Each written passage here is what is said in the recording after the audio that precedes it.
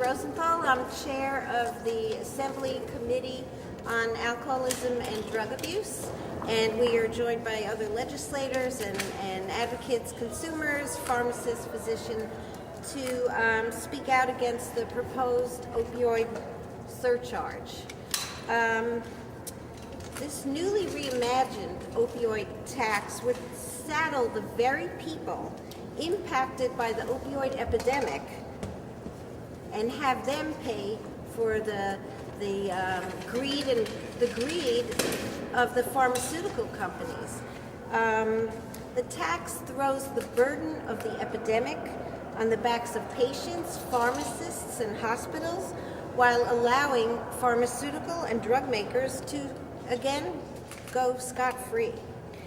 The idea of an opioid surcharge tax in New York is not new, nor is it unfounded. Last year, the state proposed a first-in-the-nation opioid surcharge that would have generated revenue and brought accountability to pharmaceutical companies and distributors. However, a federal court struck it down as unconstitutional because manufacturers were prohibited from passing on the surcharge to consumers. The surcharge then that was to be paid by Big Pharma that fueled some of the opioid crisis was projected to generate $100 million in revenue annually. Now, mind you, that $100 million would not have gone directly or in addition to other monies going toward the opioid crisis. It would have been sort of an even trade, but nonetheless, it was projected to collect about $100 million. However, this new opioid tax in the proposed budget has morphed into a punitive proposal that will unfairly tax patients in pain who need opioids, people who are caught up with substance use disorder, and others who have no part in, like the pharmaceutical companies, in causing part of this opioid crisis. You know, we can't say that the only path forward is to balance the opioid budget on the backs of patients. Overdose deaths have increased, and state funding to attack the epidemic has remained relatively flat, which is shameful in the first instance. But opioid overdose treatment providers can barely keep pace with the number of people who seek their services, who need their services, and are oftentimes denied their services because there's not enough funding, there's not enough programs to go around. So while the idea of an opioid tax, was great last year, this year it is shameful. It is shameful to try to fill in a budget gap on the backs of patients, pharmacists, and consumers. And that's why we're all gathered here to say we're not going to do it. We're not going to allow an opioid surcharge to be in this year's budget. And I just want to quote from the governor's blue book from last year that said, to hold pharmaceutical companies accountable for their role in perpetuating the opioid epidemic, the governor, with the New York Attorney General, will take enforcement action against pharmaceutical opioid distributors for breaching their legal duties to monitor, detect, and report suspicious orders of prescription opioids. The three largest wholesale distributors in the U.S. control 85% of the market for prescription opioids and have violated their duty by selling large amounts of painkillers that were then diverted for illicit usage, helping to contribute to the opioid epidemic. That is as true this year as it was last year, and we can't go back on this philosophy that the companies that helped create this opioid epidemic are now absolved and can just pass the tax along to the consumers. Now I would like to call on Assemblymember Dick Godfrey, Chair of the Health Committee. Thank you, Linda. In this state, we generally do not tax medication. We try not to add to the financial obstacles between patients and the health care that they need. But that is exactly what this tax would do. Now, there are people who obtain opioids through the prescription who are doing it for illicit purposes. But this tax does not discriminate This tax would fall primarily on people for whom opioids are very essential pain management and enable them to go on from one day to the next. And to tax that is just inhumane and bad economics and bad health policy. We must not do that. Thank you. Next, we're going to hear from Assembly Member John McDonald, who represents parts of Albany. Well, thank you, Linda, and it's great to be here both with my legislative colleagues, but also my health professional colleagues, both from the Chain Pharmacy Association and also from the Family Medical Practitioners. And to build off of what Dick Gottfried had said, bottom line is it's terrible public policy to be taxing patients who have chronic illnesses. And this is what this policy is attempting to do. We all know there's an opioid crisis. We all know there's plenty of fingers to point and many entities that people want to villainize. But at the end of the day, pharmacies aren't the villain, and patients certainly are not the villain in this situation. And therefore, I believe firmly that this opioid tax should be jettisoned out of the state budget. Yes, it's $100 million, and people say, where do you fill that gap of $100 million? A very legitimate question. I know I've provided, based on my knowledge of the healthcare system, about $300 million in savings that the state can consider in regards to changing the pricing of Medicaid with the managed care organization, otherwise known as spread pricing. If West Virginia can save $57 million, if Ohio can save $200 million, New York State can easily save $300 million. Get rid of this opioid tax, and as Member Rosenthal had mentioned, actually start putting money for treatment and recovery to help those individuals who are helping people struggle through addiction. Thank you. Thank you. We will now hear from Julie Farrar from the Independent Living Center of Hudson Valley, where she is a peer advocate.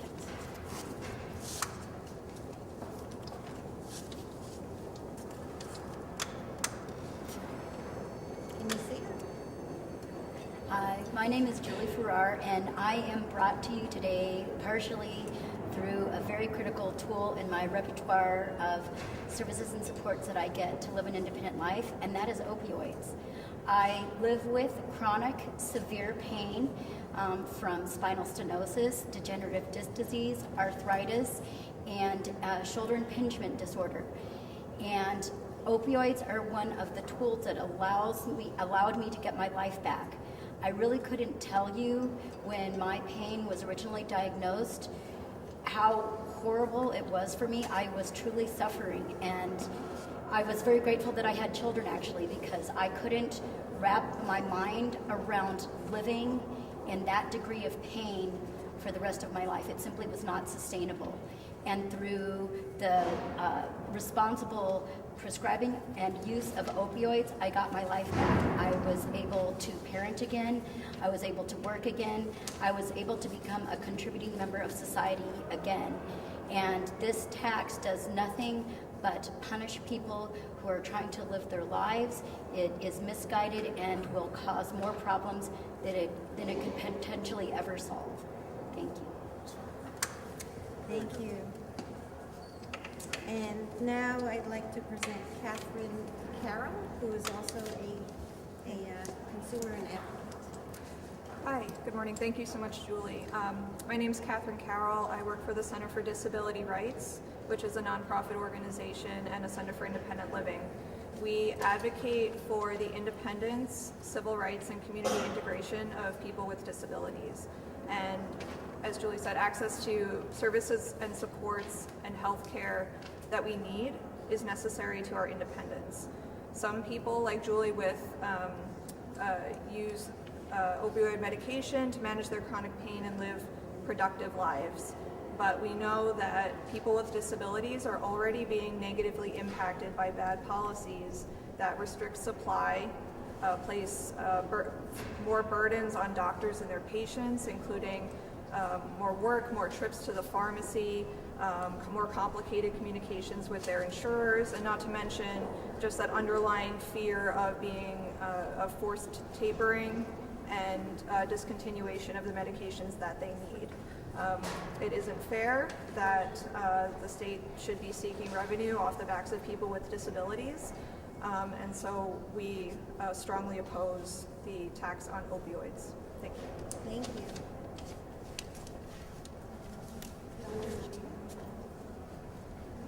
Okay. We're now joined by Dr. June David. Thank you. Good afternoon or good morning. My name is Dr. June David. I'm a family physician of practices here in Albany and specialize in family medicine, addiction medicine, and has a lot of patients also on pain medications. I'm a past president of the New York State Academy of Family Physicians, representing physicians across the state, about 6,000 of us actually. And we are strongly opposed to the governor's proposal to create an opioid excise tax. This sets a very dangerous precedent. Prescription medication should not be taxed. New Yorkers rely on them to relieve suffering, treat illness, maintain wellness, or prevent disease progression. Medication adherence can help prevent the need for more complex and more costly care. It is simply inhumane for the state to tax those in our society who are among the most vulnerable with intractable pain or battling life-threatening diseases or in end-of-life care in order to fill a budget hole. Let's talk about hospice patients who need these pain medications. This proposal also further stigmatizes the use of opioid medications, when in actuality there are very legitimate medical needs for which such medications are medically indicated.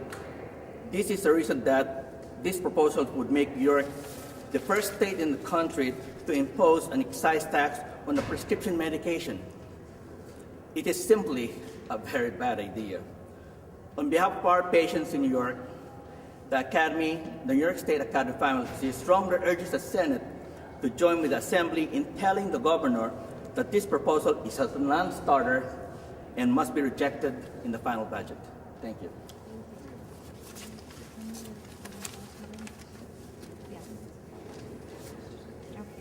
And now we're going to hear from Mike Duteau with the Community Pharmacy Association. Good morning, everyone. My name is Mike Duteau. I am president of the Community Pharmacy Association in New York State, and I'm also a pharmacist. I'm here today to oppose this opioid tax, which will negatively impact those patients who need these medications the most. Pharmacists, physicians, and other healthcare providers are bracing for the harsh reality that this tax will restrict or even remove access to much-needed medications for our patients, especially those who now can walk without discomfort because of opioids. They have been able to survive and recover from devastating accidents. They've also been able to bravely battle cancer without excruciating pain.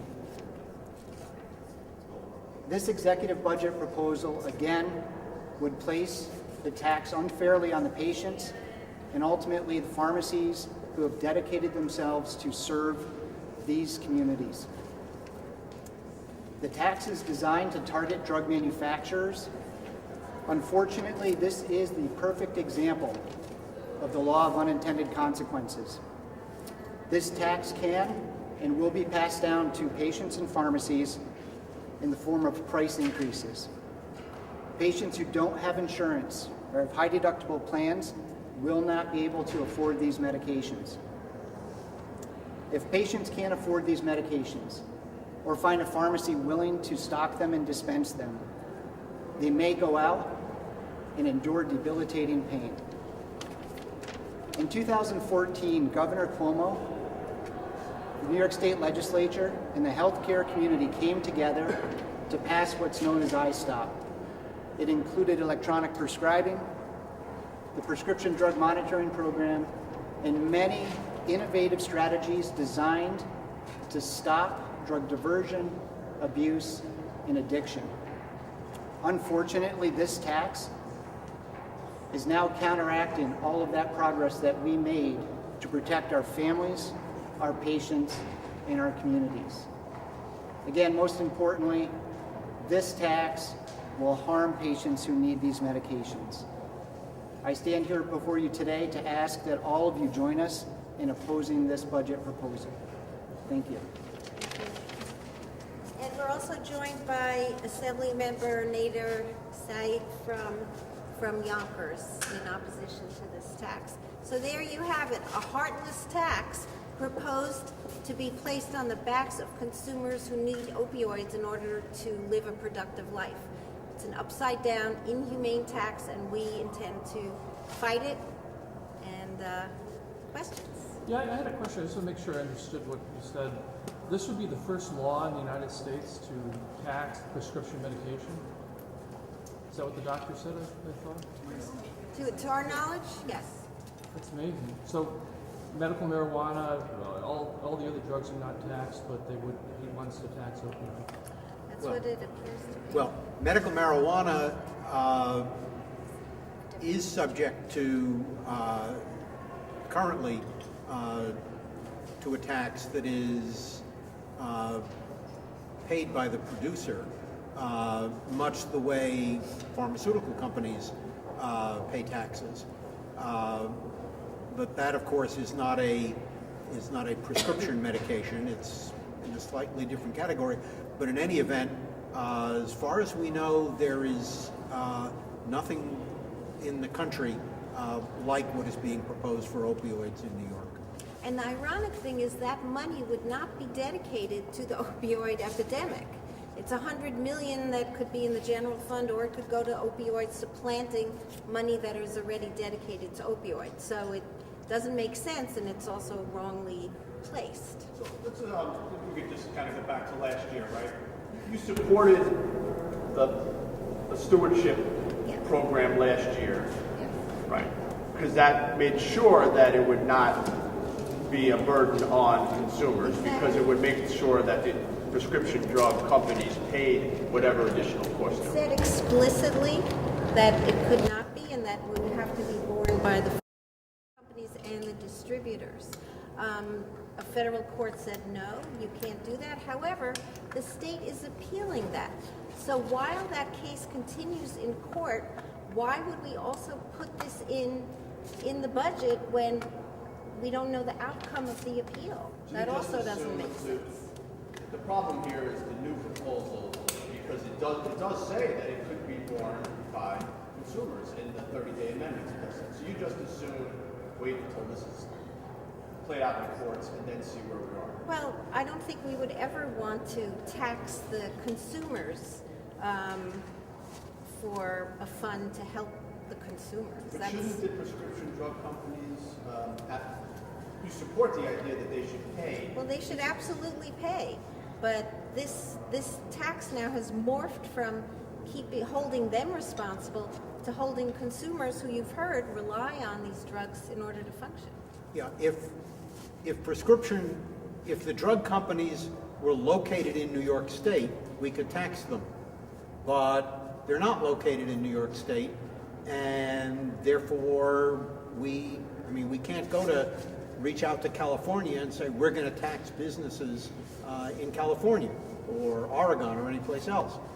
And so inevitably the tax is imposed,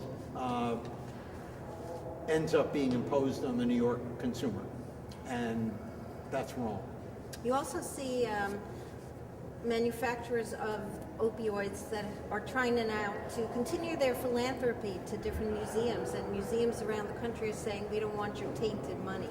So what they should do is plead mea culpa and stop being so greedy and actually contribute to funds that help people whose lives are now affected by the need to have opioids. Well, just last thing, so what should New York do? I mean, they did try to go with a proposal that you both supported.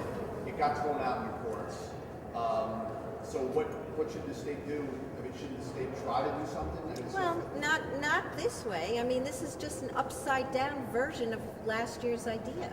And it's not sustainable, and it's not something that anyone who's involved in either hospice, hospital, patient care, doctors, pharmacists, lawmakers, nobody here thinks it's a good idea.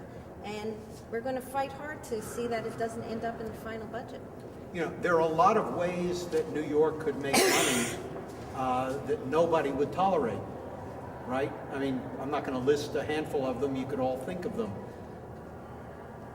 And taxing people's life-enabling medication should be on the list of ways to make money that we would not tolerate doing.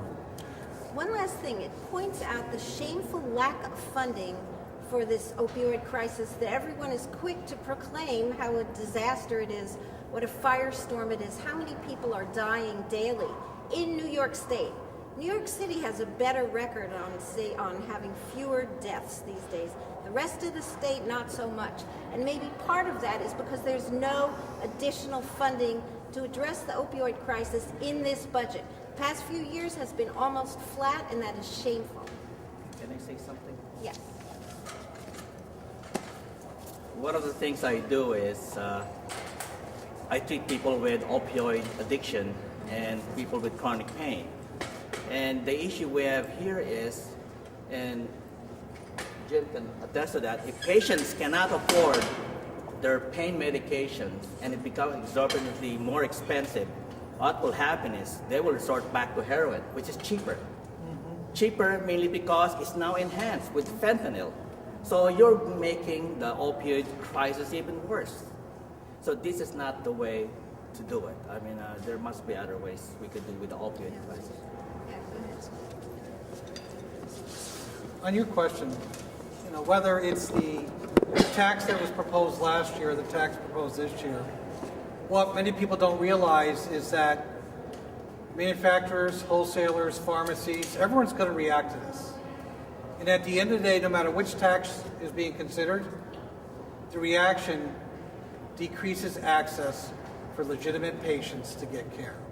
So personally, my personal belief is this opioid tax was a terrible idea last year. It's only gotten worse this year because it's actually attacking the patients, which is totally inappropriate. As Member Gottfried mentioned, there are many different ways the state can raise money. They have many different tools in their shed.